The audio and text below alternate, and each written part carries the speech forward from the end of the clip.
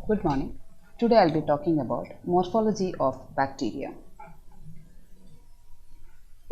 Morphology of bacteria starts with shape of bacteria. Bacteria, based on the shape, can be divided into cocci, bacilli, spirochetes and actinomyces. Cocci are the organisms which are spherical in shape. It can be arranged in pairs, it can be arranged in chains or clusters. If cocci are in pairs, we call them diplococci. We have an example, pneumococci.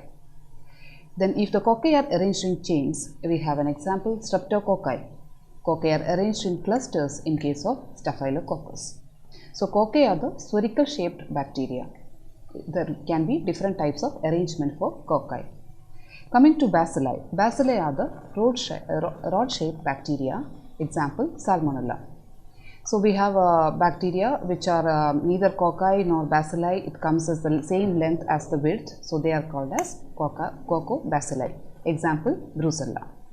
Now the bacteria, if it is slender and spiral, we call it as spirochetes. Example, Treponema pallidum.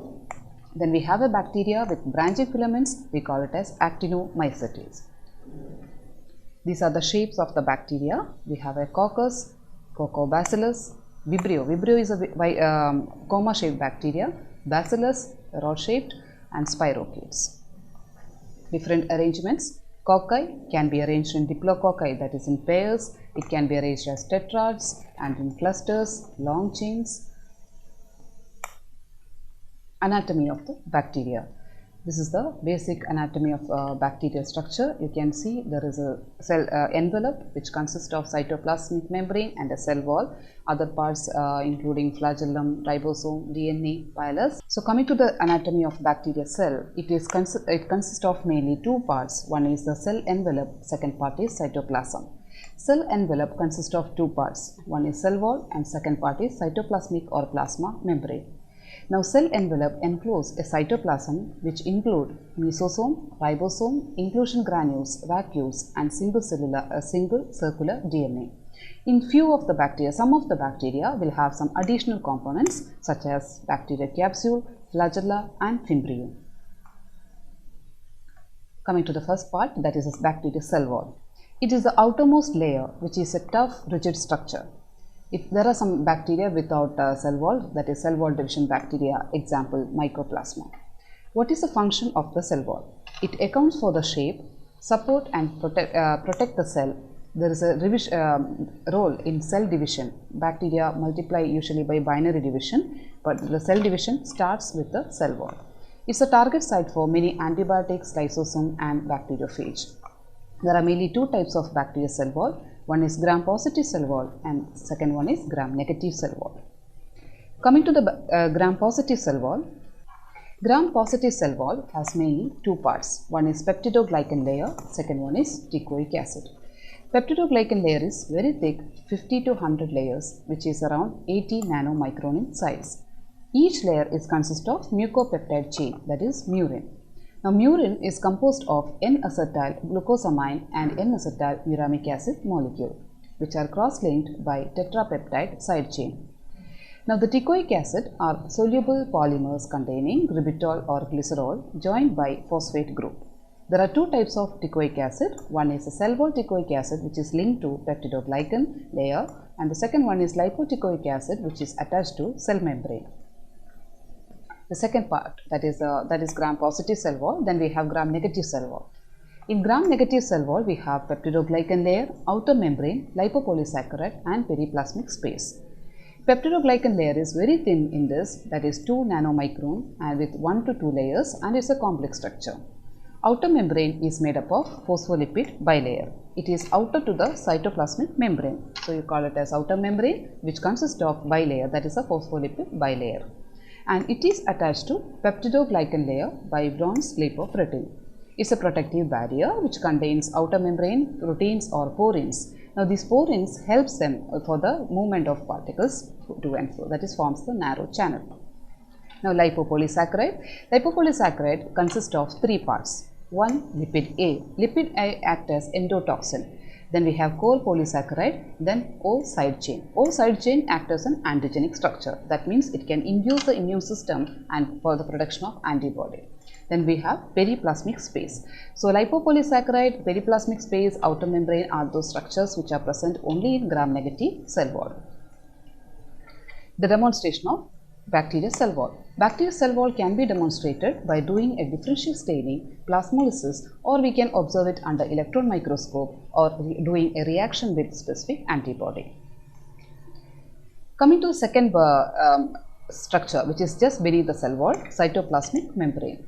It's an elastic, thick and semi-permeable layer which is beneath the cell wall. It consists of a phospholipid layer.